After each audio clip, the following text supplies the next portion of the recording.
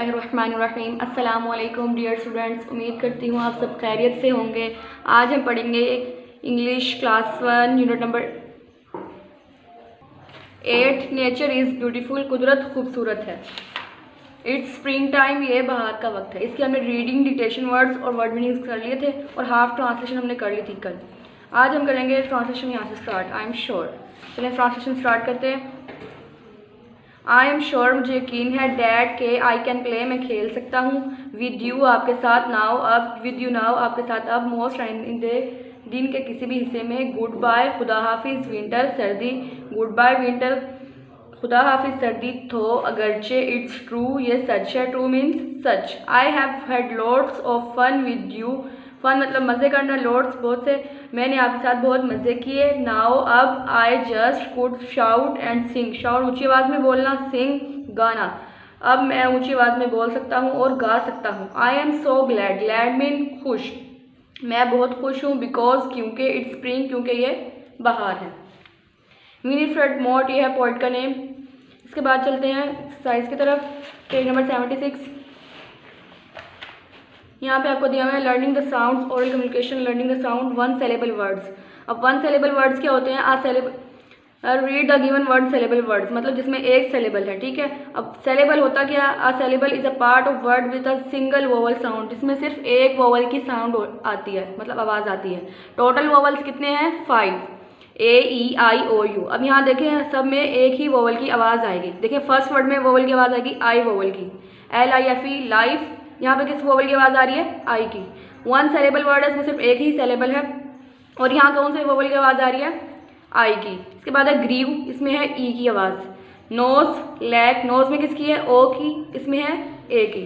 अब यहाँ AEIO, एक यू वाला नहीं दिया हुआ, यू वाला पेश कर ले। लक, LUC के लक, यू पे उसमें आ जाएगी यू की आवाज़। ठीक है, ये हो गए वोवल्स। ये सारे थे वन सेलेबल वर्ड्स जिसमें सिंगल वोवल की आवाज़ आ रही है। ठीक है। इसके बाद है learning to speak. Read and practice the given dialogue. ये डायलॉग पढ़ना है और इसकी प्रैक्टिस करनी है। Teacher who wants to read today's lesson, आज का सबक कौन पढ़ना चाहता है? Teacher. Saad and Nisha both reply at the same time.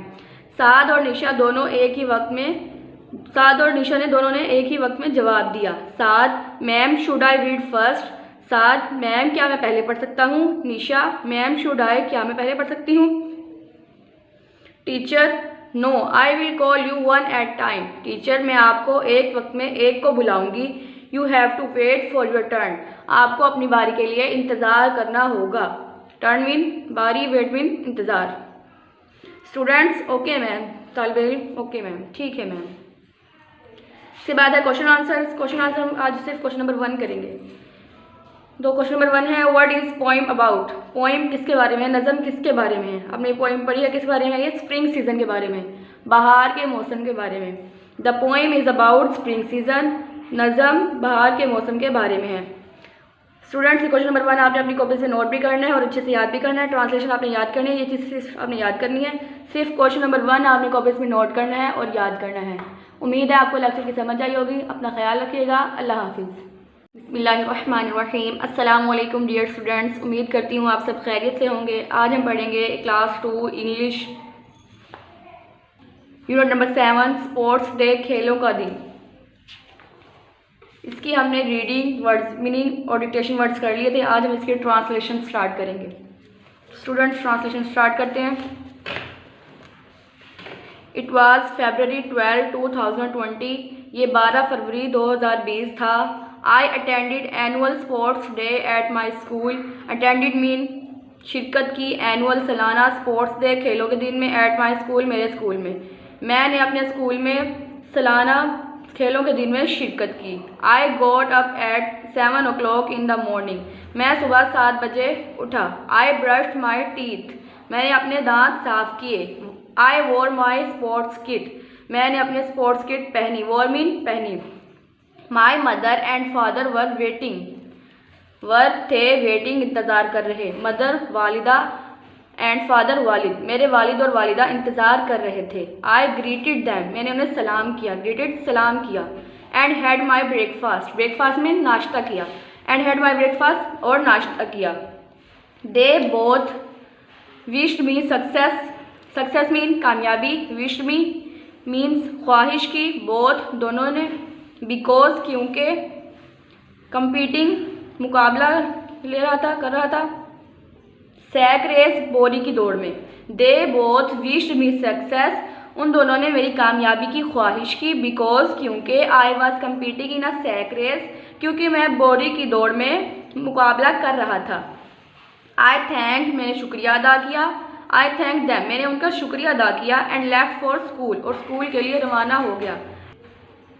Left mean रवाना हुआ, थैंक शुक्रिया अदा किया, आई थैंक दैम मैंने उनका शुक्रिया अदा किया, और लेफ्ट फॉर स्कूल और स्कूल के लिए रवाना हो गया।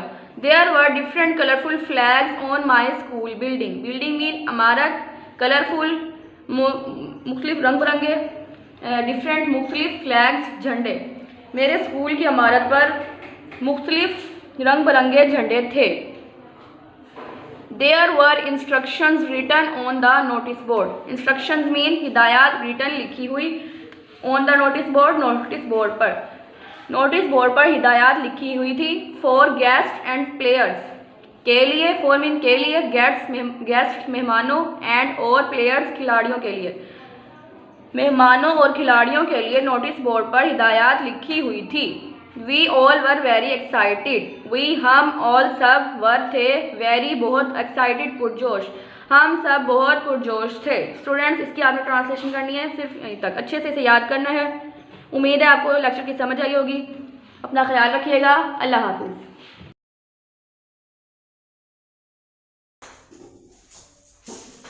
Sports help them to become leaders, leaders mean रहनुमा, बिकम बनने में, हेल्प मदद करते हैं, खेल उन्हें रहनुमा बनने में मदद देते हैं।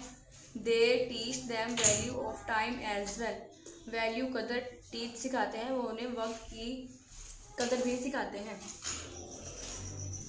There are games played in the playground, playground mean खेल का मैदान, प्लेड खेली जाती हैं। गेम्स लाइक जैसे क्रिकेट, हॉकी, कबड्डी, etc। कुछ गेम्स ऐसी हैं जो खेल के मैदान में खेली जाती हैं, जैसे क्रिकेट, हॉकी, कबड्डी, etc वगैरह। Which are called outdoor games, जिन्हें आउटडोर गेम्स कहते हैं। आउटडोर में जो घर से बाहर खेली जाती हैं, आउटडोर का मीनिंग क्या है, घर से बाहर जो। कुछ गेम्स ऐसी हैं जो खेल के मैदान में खेली जाती हैं, जैसे क्रिकेट, हॉकी, कबड्डी, इन्हें आउटडोर गेम्स कहते हैं। There are indoor games as well like ludo, carrom, etc। Indoor में जो घर के अंदर खेली जाती हैं गेम्स। कुछ गेम्स ऐसी हैं जो घर के अंदर खेली जाती हैं, जैसे लूडो, कैरम वगैरह। Which we play with our parents and sibling, parents mean वालदैन, विच जो प्ले खेलते हैं, वही हम, सिबलिंग्स बहन भाई, जो अपने वालदैन और बहन भाइयों के साथ खेलते हैं। कुछ गेम्स ऐसी हैं जो घर में खेली जाती हैं, घर के अंदर खेली जाती हैं, जैसे लूडो, कैरम, जो हम अपने वालदैन और बहन भाइयों के साथ खेलते हैं। नाउअडेज आजकल, वही हम, आल्सो भी प्ले खेलते हैं, मैनी बहुत सी, वीडियो एंड और कंप्यूटर गेम्स, आजकल हम बहुत सी वीडियो और कंप्यूटर गेम्स भी खेलते हैं।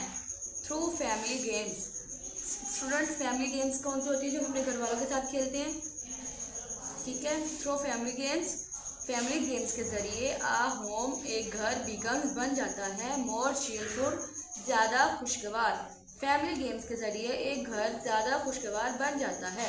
चिल्ड्रन बच्चे, लर्न सीखते हैं, अलॉट ज़्यादा, वैन जब, दे वो प्ले खेलते हैं, विद साथ, देयर अपने एल्डर्स बड़ों के साथ। बच्चे ज़्यादा सीखते हैं जब वो अपने बड़ों के साथ खेलते हैं।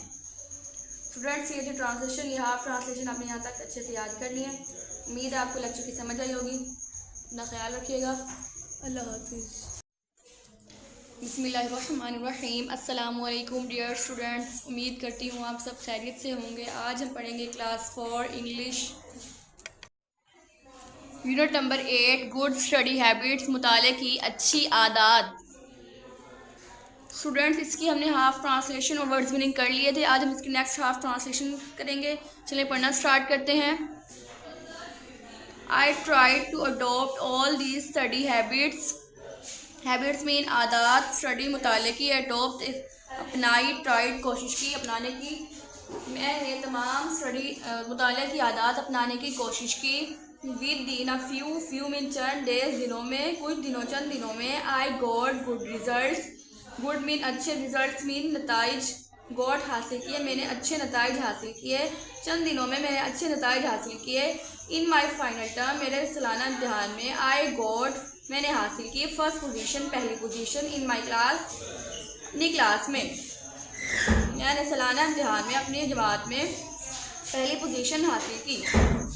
आई वॉज रियली एक्साइटेड, मैं वाकई बहुत पुरजोश था। रियली मीन वाकई, एक्साइटेड पुरजोश, मैं वाकई बहुत पुरजोश था। My parents arrange a party for my friends and cousins to celebrate my success. Parents mean वालिदैन, अरेंज इंतज़ाम किया, आ पार्टी एक दावत, फॉर माई फ्रेंड्स मेरे दोस्तों के लिए, और कज़न टू सेलिब्रेट मनाने के लिए, माई सक्सेस मेरी कामयाबी। मेरे वालिदैन ने मेरी कामयाबी मनाने के लिए मेरे दोस्तों और कज़न के लिए दावत का इंतज़ाम किया। सो इसलिए आई रोट एन इन्विटेशन, मैंने एक दावतनामा लिखा। To one of my cousins, अपने कज़न में से एक को दावतनामा लिखा। मार्च 31, 2022, 31 मार्च 2022। डियर आसिफ, प्यारे आसिफ, हाउ आर यू, आप कैसे हैं। आई गॉट, मैंने हासिल की फर्स्ट पोजीशन, पहली position. In my final exam, अपने सालाना इम्तिहान में, मैंने अपने सालाना इम्तिहान में पहली पोजीशन हासिल की। And want to celebrate this success with my friends and family, want चाहता हूँ, एंड और सेलिब्रेट मनाना, दिस सक्सेस ये कामयाबी, with my friends and family ख़ानदान और दोस्तों के साथ, और ये कामयाबी मैं अपने दोस्तों और ख़ानदान के साथ मनाना चाहता हूँ। I am arranging a party, मैं एक दावत का इंतज़ाम कर रहा हूँ। ऑन दिस फ्राइडे, इस जुम्मे इवनिंग, शाम को। एट माई हाउस, मेरे घर पर, मैं अपने घर पर जुम्मे शाम को एक दावत का इंतज़ाम कर रहा हूँ। You are invited to join us, आपको दावत दी जाती है कि आप भी शिरकत करें। It will be a great fun, बहुत मज़ा आएगा। Hope to see you on Friday, उम्मीद है आपसे मुलाकात होगी जुम्मे को। यूर कज़न, आपकी कज़न माहीन। स्टूडेंट्स, ये थी ट्रांसलेशन, आपने ये ट्रांसलेशन अच्छे से याद करनी है। उम्मीद है आपको लेक्चर की समझ आई होगी। अपना ख्याल रखिएगा। अल्लाह हाफिज़। बिस्मिल्लाहिर्रहमानिर्रहीम। अस्सलामुअलैकुम डियर स्टूडेंट्स, उम्मीद करती हूँ आप सब खैरियत से होंगे। आज हम पढ़ेंगे class 5 English, unit number 8, do words right, करें वो जो दुरुस्त है, सही है। स्टूडेंट्स, इसकी हमने रीडिंग, डिक्टेशन वर्ड्स और वर्ड्स मीनिंग कर लिए थे। आज हम इसकी ट्रांसलेशन स्टार्ट करेंगे। चलें ट्रांसलेशन स्टार्ट करते हैं। It was a very hot day, ये बहुत गर्म दिन था। व्हेन द स्कूल एंडेड, जब स्कूल ख़त्म हुआ। एंडेड मीन ख़त्म हुआ। ऑल द स्टूडेंट्स, सब तालिब इल्म। मेड अ क्यू, एक कितार बनाई। मेड मीन बनाना, क्यू मीन कितार। जब स्कूल ख़त्म हुआ तो तमाम तालिब इल्मों ने एक कितार बनाई। And left their classrooms for home, classroom कमरा जमात, लेफ्ट रवाना हुए, फॉर होम घर के लिए। जब स्कूल ख़त्म हुआ तो तमाम तालिब इल्मों ने एक कितार बनाई और क्लासरूम से निकले, घर के लिए रवाना हुए। Ali was going home but he was hungry, Ali घर जा रहा था बट लेकिन वो भूखा था। हंग्री मीन भूखा, बट लेकिन गोइंग जा रहा, वाज था। अली भी घर जा रहा था लेकिन वो भूखा था। ही सा, उसने देखा। सम ऑफ हिज क्लासमेट्स, कुछ उसके हमजमात, क्लासमेट मीन हमजमात, सम कुछ। Enjoying drinks and biscuits, drinks mean मशरूबात एंड और बिस्किट। उसने देखा कि उसके कुछ हमजमात मशरूबात और बिस्किट से लुत्फ़ अंदोज़ हो रहे हैं। ही ऑलवेज, वो हमेशा, वांटेड चाहता था। To buy all these things, ये सब चीज़ें ख़रीदना चाहता था। बट नेवर, लेकिन कभी। हैड इनफ मनी, लेकिन कभी इतने पैसे ना थे। वो हमेशा ये चीज़ें ख़रीदना चाहता था लेकिन उसके पास कभी इतने पैसे ना थे। He felt sorry for himself, उसे खुद पर तरस आया। जस्ट देन, बस फिर, देन मीन फिर, जस्ट देन बस फिर। His mother's advice came to his mind, mind mean जहन, एडवाइस नसीहत। बस फिर उसके जहन में उसकी वालिदा की नसीहत आई। She had told him that he should thank Allah all the time, उन्होंने उसे बताया था कि उसे हर वक्त अल्लाह का शुक्र अदा करना चाहिए। As he was walking home, जब वो घर, जैसे वो घर के लिए जा रहा था, घर जा रहा था। ही सा हिज क्लासमेट मोहसिन, उसने अपने हमजमात मोहसिन को देखा, सामिन देखा, कमिंग टुवर्ड्स हिम, कमिंग आ रहा, टुवर्ड्स हिम उसकी तरफ, him on a bicycle cycle पर। जैसे वो घर जा रहा था उसने अपने हमजमात मोहसिन को देखा, वो साइकिल पर उसकी तरफ आ रहा था। ही पास बाय विदाउट नोटिसिंग हिम, वो इसे देखे बगैर इसके पास से गुजर गया। पास बाय इसके पास से गुजर गया, विदाउट बगैर, नोटिसिंग देखे हिम उसे, वो उसे देखे बगैर उसके पास से गुजर गया। Mohsin seemed to be in hurry, hurry mean जल्दी, सेम लगता था, मोहसिन जल्दी में लगता था। आफ्टर पासिंग हिम उसके पास से गुजरने के बाद, अली साह वॉलेट, अली ने एक बटवा देखा, लाइंग ऑन द रोड सड़क पर गिरा हुआ था। उसके गुजर जाने के बाद अली ने एक बटवा देखा जो सड़क पर गिरा हुआ था। He picked it up, picked it up उसने उसे उठा लिया, पिक्ड मतलब उठाना, इट अप उसे, ही पिक्ड इट अप उसने उसे उठा लिया। And found 3000 rupees in it, और उसे इसमें से 3000 रुपये मिले। ही रियलाइज, उसने महसूस किया, that Mohsin had accidentally dropped his wallet on the road, उसने महसूस किया कि मोहसिन गलती से, एक्सीडेंटली मीन गलती से या हथाती तौर पर, ड्रॉप्ड गिरा दिया है अपना बटवा ऑन द रोड सड़क पर। उसने महसूस किया कि मोहसिन ने गलती से अपना बटवा सड़क पर गिरा दिया है। स्टूडेंट्स ये ट्रांसलेशन, ये ट्रांसलेशन आपने आप अच्छे से याद करनी है। उम्मीद है आपको लेक्चर की समझ आई होगी। अपना ख्याल रखिएगा। अल्लाह हाफिज़। बिस्मिल्लाहिर्रहमानिर्रहीम। अस्सलामुअलैकुम डियर स्टूडेंट्स, उम्मीद करती हूँ आप सब खैरियत से होंगे। आज हम पढ़ेंगे class 6 English period number 7, corruption बदउनवानी। स्टूडेंट्स इसकी हमने हाफ ट्रांसलेशन कर ली थी, रीडिंग, डिक्टेशन वर्ड्स और वर्ड्स मीनिंग इसके हो गए थे। आज हम इसकी नेक्स्ट ट्रांसलेशन स्टार्ट करेंगे। स्टूडेंट्स हमने ट्रांसलेशन पहले की थी, रेस्क्यूअर्स फाउंड हिम, यहाँ तक हमने कर ली थी।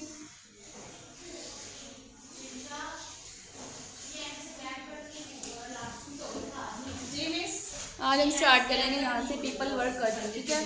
तो ट्रांसलेशन स्टार्ट करते हैं। पीपल वर्क कर्जिंग मिस्टर शान but he was not listening, listening मतलब सुन रहा, वाज था, मिस्टर शान कर्जिंग लानत कर रहे थे, पीपल लोग मिस्टर शान को लानत कर रहे थे लेकिन वो सुन नहीं रहा था। His centre of attention was his son who was struggling for his life, उसकी तवज्जो का मरकज उसका बेटा था जो जिंदगी के लिए जदोजहद कर रहा था। Doctors were not hopeful because of his serious injuries, डॉक्टरों को उसकी शदीद चोटों की वजह से उम्मीद ना थी। Mister Shan sought forgiveness from अल्लाह, सॉट मीन तलब की, फॉरगिवनेस माफ़ी, फ्रॉम अल्लाह अल्लाह से। मिस्टर शान ने अल्लाह से माफ़ी तलब की। And regretted his acts mean अमाल, रिग्रेटेड मीन पछताया या उसे अफसोस हुआ, वो अपने अमाल पर पछताया। सडनली अचानक ही सा डॉक्टर, उसने एक डॉक्टर देखा, coming out of the operation theatre, अचानक उसने एक डॉक्टर देखा जो ऑपरेशन थिएटर से बाहर आ रहा था।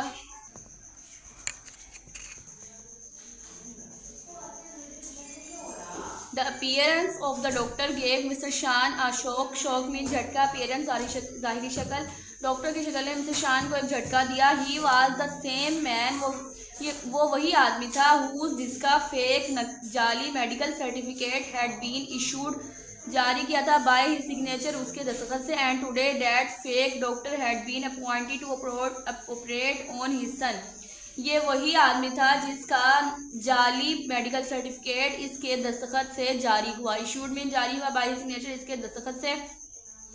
एंड टुडे और आज, that fake doctor had been appointed to operate on his son, और आज उस नकली जाली डॉक्टर को इसके बेटे का ऑपरेशन करने के लिए मुकर्रर किया गया था। मिस्टर शान was not expecting this, mister शान को ये उम्मीद ना थी। His misdeeds and wrong acts were right in front of him, misdeeds mean गलत अमाल, रॉन्ग एक्ट्स मीन गलत अमाल, मतलब बुरे काम जो उसने किए थे, उसके गलत अमाल उसके सामने थे, इन फ्रंट ऑफ हिम उसके सामने थे। And he had nothing to say, nothing मतलब कुछ नहीं, से कहने के लिए, हैड था उसके पास कहने के लिए कुछ ना था। हिज हार्ट वाज क्राइंग, उसका दिल रो रहा था, क्राइंग मीन रो रहा, वाज था, हार्ट दिल, हिज उसका दिल रो रहा था। एंड ही वाज अशेम्ड, और वो शर्मिंदा था, अशेम्ड मीन शर्मिंदा, एंड रिपेंटेंट मतलब पशेमा, वो शर्मिंदा और पशेमा था। The doctor came closer, doctor करीब आया एंड गेव हिम, और उसे दी the sad news of his son's death, उसके बेटे की वफ़ात की अफसोसनाक खबर उसे दी। डॉक्टर करीब आया और उसे उसके बेटे की वफ़ात की अफसोसनाक खबर दी। His only son was no more, उसका इकलौता बेटा अब नहीं रहा। And it was all because of his wrong decisions, गलत फैसले, डिसऑनेस्टी, बेईमानी, ग्रीड, लालच, मिसयूज ऑफ पावर, ताकत का गलत इस्तेमाल, एंड करप्शन और बदउनवानी। उसका इकलौता बेटा अब नहीं रहा और ये सब उसके गलत फैसले, बेईमानी, लालच, ताकत का गलत इस्तेमाल और बदउनवानी की वजह से था। He had none to blame but himself, कसूरवार कोई नहीं था लेकिन वो खुद। He spent his life in making money for his family and for the better future of his son. उसने गुजारी his life, अपनी ज़िंदगी, in making, बनाने में, money, पैसे, for his family, अपने ख़ानदान के लिए, and for the better future of his son, और अपने बेटे के बेहतर मुस्तकबिल के लिए। उसने अपनी ज़िंदगी अपने बेटे के बेहतर मुस्तकबिल और अपनी ख़ानदान के लिए पैसे बनाने में गुजार दी। But Allah almighty had other plan, लेकिन अल्लाह ताला के इरादे कुछ और थे। मिस्टर शान lost the most precious thing of his life, precious mean कीमती, थिंग चीज़, लाइफ ज़िंदगी, लॉस्ट गुम गई मतलब खो गई। मिस्टर शान ने अपनी ज़िंदगी की सबसे कीमती चीज़ खो दी। Corruption leads the nation to downfall, downfall mean तनज़ुली, तरक्की का मुतरादिफ है। तनज़ुली मतलब के नेशन को, ये कौम को ये तनज़ुली की तरफ ले जाता है।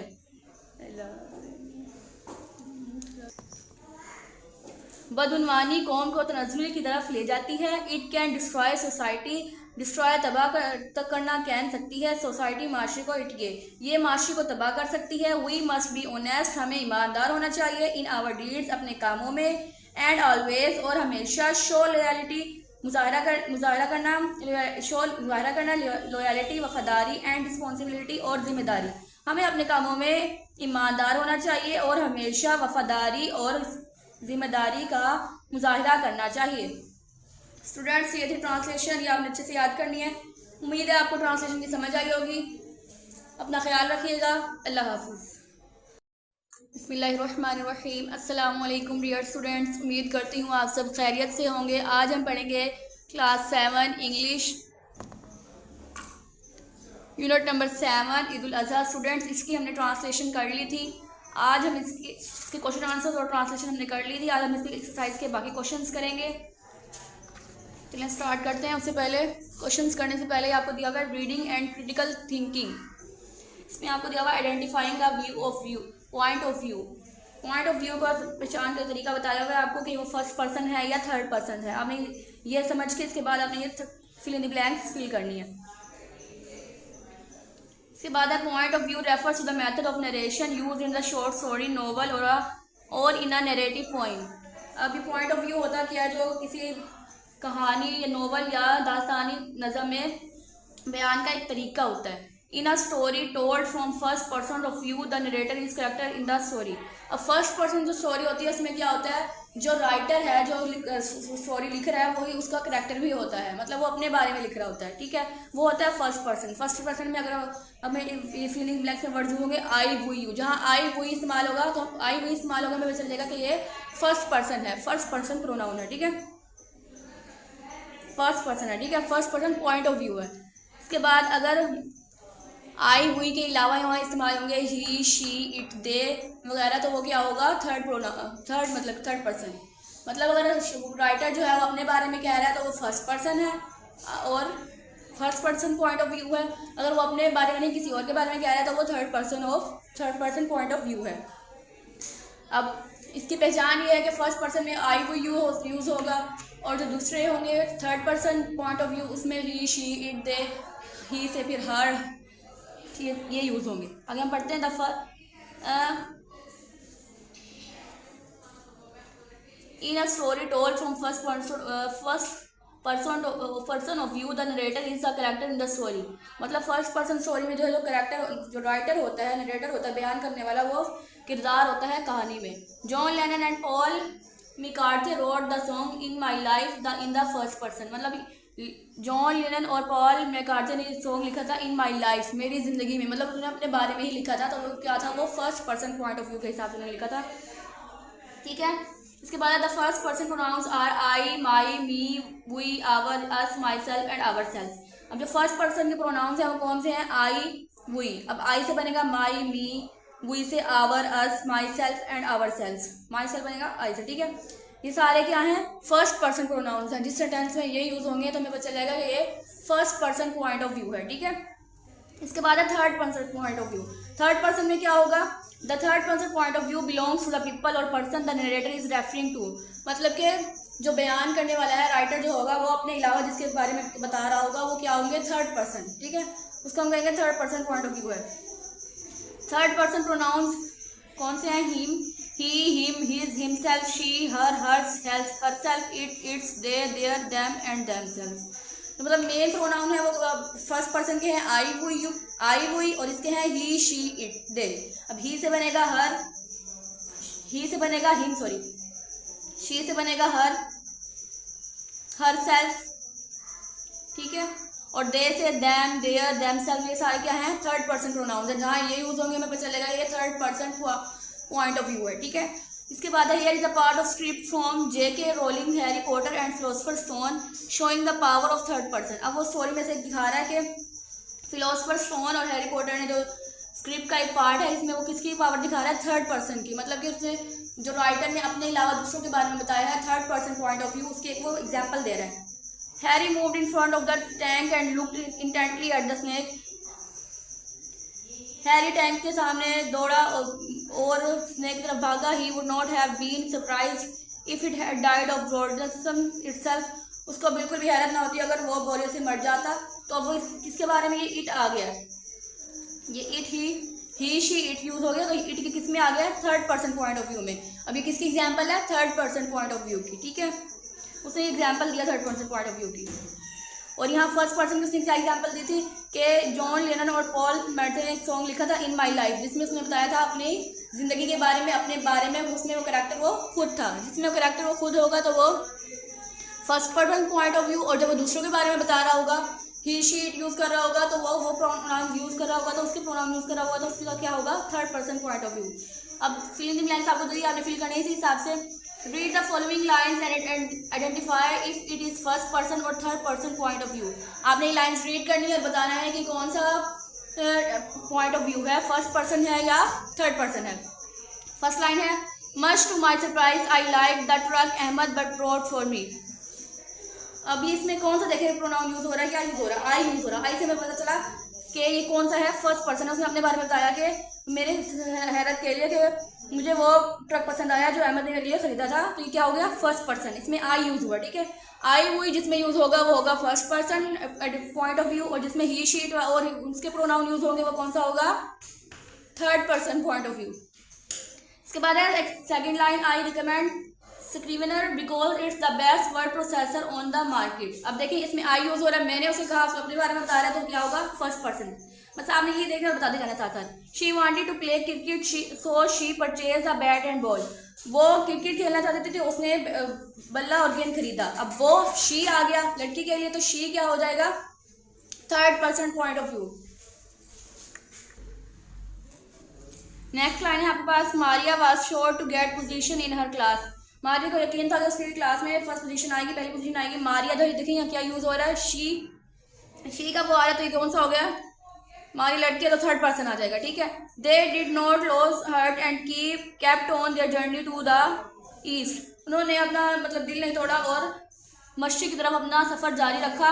अब इसमें देखें दे यूज़ हो रहा है। दे कौन सा मैंने आपको बताया था, आई, हुई, यू, दे। ये और इसके जो प्रोनाउंस होंगे तो यूज़ होंगे, उसमें वो होगा थर्ड पर्सन, और जिसमें आई, हुई यूज़ होगा वो होगा फर्स्ट पर्सन। अब इसमें दे यूज़ हो रहा है तो दे क्या है, थर्ड पर्सन, यहाँ हम लिखेंगे थर्ड पर्सन। इसके बाद है I wandered lonely as a cloud, मैं अकेला बादलों की तरह फिरा। इसमें अब देखिए आई यूज हो रहा है मेरा, तो अपने बारे में राइटर बता रहा है, तो क्या है ये first person point of view है। जहाँ आई हुई होगा वो first person point of view, और जहाँ ही, शी, इट और उसके प्रोनाउन यूज होंगे वो third person point of view होगा। अब देखें, they had decided to have breakfast in the next morning but she was not invited. उन्होंने फैसला किया कि वो अगली सुबह नाश्ता करेंगे लेकिन वो उसे दावत ना दी। अब देखें दे यूज हो रहा है इसमें, दे कौन सा है, किसके लिए यूज होगा, थर्ड पर्सन के लिए, जो राइटर अपने अपने अलावा किसी और के बारे में बता रहा है। ठीक है, ये कौन सा है, third person point of view. Question answer इसके हमने कर लिए थे। इसके बाद है इसके वर्ड्स मीनिंग, ग्लोसरी है। Guess the meanings of the words below and then check against the dictionary words meanings. इसके आपने मायने का अंदाजा लगाना है और फिर डिक्शनरी से चेक करना है। इसके मेरे सेंटेंस इसके लिख लिए हैं कि इसका मतलब इससे इसका मायने जो है वो वाज़ेह हो जाएगा, मफहूम वाज़ेह हो जाएगा।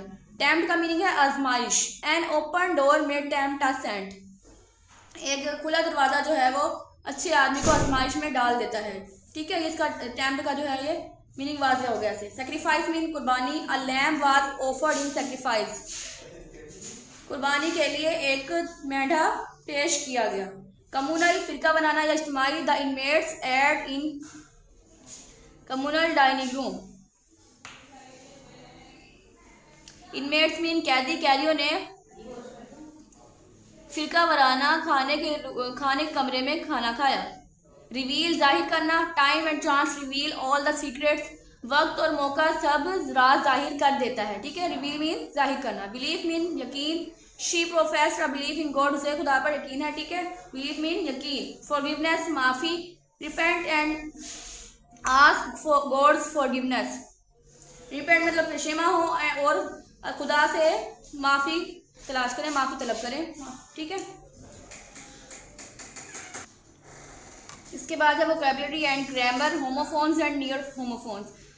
Homophones is a word that is pronounced the same as another but has different spelling and meaning. Homophones कौन से वर्ड होते हैं जिनके जो तलफ़ुज़ है वो एक जैसा होता है लेकिन स्पेलिंग और मीनिंग जो है वो चेंज होते हैं। जैसे एग्जांपल दी हुई यहाँ पर वेदर, वेदर, सीन, सीन, इनके सारे जो हैं ये होमोफोन्स है लेकिन इसके जो हैं मीनिंग चेंज है। वेदर का मतलब, जबकि वेदर मतलब मौसम, सीन मंजर, सीन देखा, सीन मंजर। ठीक है, इसके मीनिंग्स चेंज है और तलफ़ुज़ जो हैं वो इसके एक जैसे हैं, पढ़ने में ये एक जैसे आते हैं, वेदर, वेदर, सीन, सीन। ठीक है, इसके बाद है a near homophone is a word which is pronounce almost the same as another word but has different spelling and meaning. ये भी वही डेफिनेशन है, बस इस डेफिनेशन में एक ऑलमोस्ट का फर्क है, इसमें नहीं है, इसमें ये है। इसमें क्या बताया हुआ कि इसमें भी वही बात है कि इसके तलफ़ुज़ जो है वो एक जैसा होता है लेकिन मीनिंग और स्पेलिंग चेंज होते हैं, जैसे लूज और लॉज। ठीक है, हारना और खो जाना।